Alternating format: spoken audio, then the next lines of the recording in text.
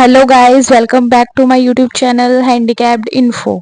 आज की इस वीडियो में लेकर आ चुकी हूँ आप सभी के लिए एक बहुत ही इंटरेस्टिंग गवर्नमेंट जॉब अपडेट। अगर आप इस चैनल हैंडीकैप्ड इन्फो पर नए हैं तो इसे सब्सक्राइब करना बिल्कुल ना भूलें, क्योंकि मैं इस चैनल हैंडीकैप्ड इन्फो पर हैंडीकैप्ड से रिलेटेड सभी टाइप की इंफॉर्मेशन लाती रहती हूँ। तो दोस्तों, अगर आप एक 12th पास एस्पिरेंट हैं तो 2025 में एक बढ़िया सरकारी नौकरी लेना चाहते हैं तो आज का ये वीडियो स्पेशल आपके लिए ही है, क्योंकि इस वीडियो में हम बात कर रहे होंगे एक वैकेंसी के बारे में जो कि आपको इसी साल एक बहुत ही जबरदस्त सरकारी विभाग के अंदर बहुत ही बढ़िया पोस्ट के ऊपर बहुत ही बेहतरीन सैलरी वाली नौकरी दिलाएगी। तो आगे इस वीडियो में सरकारी नौकरी के बारे में आपको कंप्लीट डिटेल प्रोवाइड कराने वाली हूँ कि भाई यह नौकरी कब निकलने वाली है, ऑनलाइन फॉर्म कब स्टार्ट होने वाले हैं, एग्जाम कब कंडक्ट कराया जाएगा, इसका पूरा एग्जाम पैटर्न सिलेबस आपको पहले ही अच्छे से समझा कर जाऊंगी। साथ ही दोस्तों, सिलेक्शन होने के बाद कितनी सैलरी आपको मिलेगी, एज लिमिट क्या सीमा है, साथ ही क्वालिफिकेशन इसमें क्या मांगी जाती है। इस वैकेंसी की सबसे अच्छी बात यह है कि इसमें कोई भी फिजिकल एलिजिबिलिटी क्राइटेरिया नहीं मांगा जाता, कोई दौड़ वगैरह इसमें कंडक्ट नहीं कराई जाती, जो कि फिजिकली हैंडीकैप्ड के लिए काफी बढ़िया बात है। साथ ही दोस्तों, कोई इंटरव्यू वगैरह यहाँ पर नहीं होता। तो बहुत ही बढ़िया, बहुत ही प्यारी सी सरकारी नौकरी है। मेल और फीमेल और फिजिकली हैंडीकैप्ड सभी टाइप के कैंडिडेट इस वैकेंसी के लिए एलिजिबल हैं। ये एक ऑल इंडिया की वैकेंसी है। तो चलिए दोस्तों, बहुत ज़्यादा टाइम वेस्ट नहीं करते, फटाफट वीडियो शुरू कर लेते हैं। जी हाँ दोस्तों, मैं बात कर रही हूँ एसएससी सीएचएसएल रिक्रूटमेंट 2024 के बारे में। देखिए दोस्तों, हर साल एसएससी स्टाफ सिलेक्शन कमीशन के through CHSL combined higher secondary level के अंदर जूनियर सेक्रेटरी असिस्टेंट की पोस्ट के ऊपर वैकेंसी निकलती है, जो कि क्लरिकल पोस्ट है, ग्रुप सी की पोस्ट है, लेवल 2 की ये पोस्ट है। मेल और फीमेल दोनों ही कैटेगरी कैंडिडेट इस पोस्ट के ऊपर एलिजिबल होते हैं। देखिए दोस्तों, इस वैकेंसी में सिलेक्शन होने के बाद आपको सेंट्रल गवर्नमेंट के बहुत बड़े बड़े विभाग और मंत्रालय डायरेक्टली ज्वाइन करने का मौका मिलता है, जैसे कि CBI central bureau of investigation आप डायरेक्टली ज्वाइन कर सकते हो, central passport office, IB intelligent bureau, N I national investigation agency, bureau of police research and development, election commission of India, ministry of defence, ministry of external affair, custom excise and service tax department of commerce, department of science and technology enforcement director, ministry of civil aviation, ministry of communication, department of revenue जैसे department आपको join करने का मौका मिलता है। और बताइए क्या चाहिए आपको। देखिए दोस्तों, इस वैकेंसी के लिए ऑनलाइन फॉर्म अप्लाई करने के लिए जनरल ओबीसी डब्ल्यूएस वालों के लिए 100 रुपये फॉर्म फीस चार्ज की जाती है। एससी एसटी फीमेल और फिजिकली हैंडीकैप्ड वालों के लिए कोई भी फॉर्म फीस चार्ज नहीं की जाती। तो चलिए सबसे पहले इसके एलिजिबिलिटी क्राइटेरिया को डिस्कस करते हैं। उसके बाद मैं आपको बताऊंगी कि भाई इस बार ये वैकेंसी कब आ रही है, ऑनलाइन फॉर्म कब से स्टार्ट हो रहे हैं, एग्जाम कब कंडक्ट कराया जा रहा है। साथ ही दोस्तों, इस एग्जाम को क्रैक करने के लिए कम से कम आपको कितने नंबर लाने होंगे, प्रीवियस ईयर की कट ऑफ भी आपके साथ डिस्कस करूंगी। तो वीडियो बहुत ही इंटरेस्टिंग है। तो चलिए दोस्तों, सबसे पहले एज लिमिट को डिस्कस कर लेते हैं। जनरल वालों के लिए मिनिमम एज लिमिट 18 साल होती है, मैक्सिमम 27 साल होती है। इस बार आपकी एज 1 अगस्त 2025 तक कैलकुलेट हो सकती है। OBC SC ST physically handicapped को एज में रिलैक्सेशन मिल जाता है। ओबीसी वालों को 3 साल का, एससी एसटी को 5 साल का, फिजिकली हैंडीकैप्ड को 10 साल का एज में रिलैक्सेशन देखने को मिल जाता है। बात करते हैं एजुकेशन क्वालिफिकेशन के बारे में। अगर आपने 12th पास कर रखी है किसी भी स्ट्रीम के साथ, किसी भी सब्जेक्ट के साथ, कितने भी नंबर के साथ, तो भाई आप एलिजिबल हैं, आप अप्लाई कर सकते हैं। फाइनली बात करते हैं सिलेक्शन प्रोसीजर के बारे में, यानी कि जब आप इस वैकेंसी के लिए ऑनलाइन फॉर्म भर दोगे तो फाइनल सिलेक्शन लेने तक, ज्वाइनिंग लेने तक आपको किस किस स्टेजेस से होकर गुजरना पड़ेगा। तो दोस्तों, इसका कंप्लीट डिटेल सिलेक्शन प्रोसीजर केवल 2 ही मेजर स्टेजेस पर टिका हुआ है। स्टेज फर्स्ट में आपका एक एग्जाम कंडक्ट कराया जाएगा 200 नंबर का पहले, उसके बारे में बात करते हैं। उसके बाद स्टेज सेकंड को डिस्कस करेंगे। तो कोई स्टेज फर्स्ट में आपको 4 सब्जेक्ट से क्वेश्चंस देखने को मिलेंगे। इसमें पहला सब्जेक्ट आपका इंग्लिश लैंग्वेज रहने वाला है, जिसमें आपके 25 क्वेश्चंस आएंगे 50 मार्क्स के अंदर। दूसरा सब्जेक्ट आपका जनरल इंटेलिजेंस रहने वाला है, इसमें भी आपके 25 क्वेश्चंस आएंगे 50 मार्क्स के अंदर। तीसरा सब्जेक्ट आपका क्वांटिटेटिव एप्टीट्यूड रहने वाला है, इसमें भी आपके 25 क्वेश्चंस आएंगे 50 मार्क्स के अंदर। एंड फोर्थ एंड जो आपका लास्ट सब्जेक्ट है वो जनरल अवेयरनेस रहने वाला है, इसमें भी आपके 25 क्वेश्चंस आएंगे 50 मार्क्स के अंदर। तो टोटल आपके 200 इसमें नंबर रहने वाले हैं। इन 200 नंबर आपके रहने वाले हैं 100 क्वेश्चंस को करने के लिए, और इन 100 क्वेश्चंस को करने के लिए आपको 60 मिनट्स दी जाती है। और यहाँ पर 0.50 मार्क्स के एग्जाम में नेगेटिव मार्किंग भी रखी जाती है। एग्जाम आपका बाइलैंग्वेज हिंदी और इंग्लिश लैंग्वेज में रहता है। देखिए दोस्तों, ये एग्जाम होने के बाद एक category wise initial cut off बनती है, जो कि डिसाइड करेगी कि क्या आप सेकंड स्टेज के लिए क्वालिफाई कर रहे हो या फिर नहीं कर रहे हो। खास बात यह है कि एग्जाम जस्ट क्वालिफाइंग नेचर है, आपको जस्ट क्वालिफाई करना है और आगे बढ़ना है। इस एग्जाम के जो मार्क्स होंगे ना, वो फाइनल कट ऑफ के साथ नहीं जुड़ेंगे। अब आप पूछेंगे कि भैया पिछले साल की कट ऑफ क्या थी, एक बार जरा उसे भी बता दीजिए।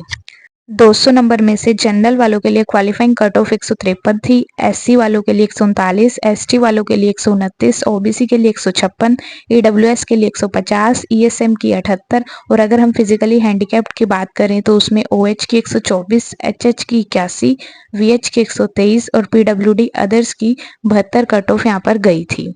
हर साल इसी के आसपास कट ऑफ रहती है, 2-4 नंबर ऊपर नीचे रहते हैं। ये प्रीवियस ईयर 2024 की कट ऑफ मैंने आपके साथ शेयर करी है। फिर से सुन लीजिए, ये एग्जाम क्वालिफाइंग नेचर होता है, क्वालिफाई करना है बस, फाइनल मेरिट में ये नंबर नहीं जुड़ते। सिलेबस आपको आगे बताऊंगी, पहले स्टेज सेकंड के बारे में सुन लीजिए। देखिए दोस्तों, स्टेज सेकंड का एग्जाम भी कुछ इसी तरीके से है, सिलेबस बिल्कुल यही है, बस पैटर्न में थोड़ा सा डिफरेंस है। आपके एग्जाम में वही 4-5 सब्जेक्ट होंगे जिसमें आपका मैथमेटिकल एबिलिटी वही मैथ्स होगा, जिसमें आपके 30 क्वेश्चंस आएंगे। उन 29 क्वेश्चंस के लिए आपको मतलब हर एक क्वेश्चंस के लिए 3 नंबर आपको दिए जाएंगे। तो भैया 30 क्वेश्चन कितने नंबर के हो गए? 90। दूसरा सब्जेक्ट रीजनिंग और जनरल इंटेलिजेंस रहेगा, यहाँ पर 30 क्वेश्चंस आएंगे 90 मार्क्स के अंदर। तो टोटल मैथमेटिकल और रीजनिंग को मिलाकर कितने क्वेश्चन हो गए? 60 क्वेश्चन हो गए। टोटल नंबर कितने हो गए? 180 हो गए, क्योंकि यह क्वेश्चन के लिए 3 नंबर दिए जा रहे हैं। तो इन 60 क्वेश्चंस को सॉल्व करने के लिए आपके पास 1 घंटा अलग से रहेगा। उसके बाद इंग्लिश लैंग्वेज एंड कॉम्प्रिहेंशन का सब्जेक्ट रहेगा। फर्क कितना है? 30 की जगह 40 क्वेश्चन आएंगे, वही एक क्वेश्चन के लिए 3 नंबर दिए जाएगा। दूसरा सब्जेक्ट जनरल अवेयरनेस का रहेगा, यहाँ पर केवल 20 क्वेश्चन आएंगे, वही हर क्वेश्चन को करने के लिए 3 नंबर दिए जाएंगे। टोटल 7 क्वेश्चन हो गए, और इन 60 क्वेश्चन को सॉल्व करने के लिए आपके पास फिर से 1 घंटा अलग से रहेगा। एक और पांचवा सब्जेक्ट इसमें आपका होता है, नाम मात्र का होता है, बेसिक कंप्यूटर नॉलेज या फिर कंप्यूटर के कुछ बेसिक्स क्वेश्चंस पूछे जाते हैं, और जस्ट 15 ही क्वेश्चंस पूछे जाएंगे। वही है, क्वेश्चंस के लिए 3 नंबर आपको दिए जाते हैं एक क्वेश्चन के लिए, इसलिए 45 नंबर का कंप्यूटर का सेक्शन हो गया। और इन 15 क्वेश्चंस को सॉल्व करने के लिए आपके पास 15 ही मिनट रहती है। खास बात यही है कि कंप्यूटर वाले क्वेश्चंस क्वालिफाइंग नेचर होते हैं, इसके नंबर भी फाइनल मेरिट में नहीं जुड़ते, जस्ट आपको क्वालिफाई करना है और आगे बढ़ना है। इसी दिन आपका एक स्किल टेस्ट भी होगा, टाइपिंग टेस्ट होगा। या तो आप हिंदी की टाइपिंग कर लो या तो आप इंग्लिश की टाइपिंग कर लो। इंग्लिश की टाइपिंग करना चाहते हो तो 35 वर्ड पर मिनट आपको निकालनी होगी स्पीड। हिंदी की टाइपिंग करना चाहते हो तो 30 वर्ड पर मिनट आपको स्पीड निकालनी होगी। इतनी स्पीड आपको निकालनी ही होगी। टाइपिंग टेस्ट 10 मिनट का होता है, यानी कि 10 मिनट में इंग्लिश वालों को 350 वर्ड टाइप करने हैं और हिंदी वालों को 300 वर्ड टाइप करके दिखाने होते हैं। क्वालिफाइंग नेचर होता है, इसके लिए कोई नंबर नहीं दिए जाते।